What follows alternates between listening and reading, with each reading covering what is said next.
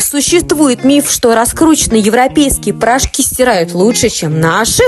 Я протестировала наш отечественный порошок «Лотос» завода Новосибирска. Я замачивала в нем и стирала, и я приятно удивлена, потому что он способен отстирать даже пасту от ручки, потому что моя больная тема – это рубашки. Результат смотрите сами в видео.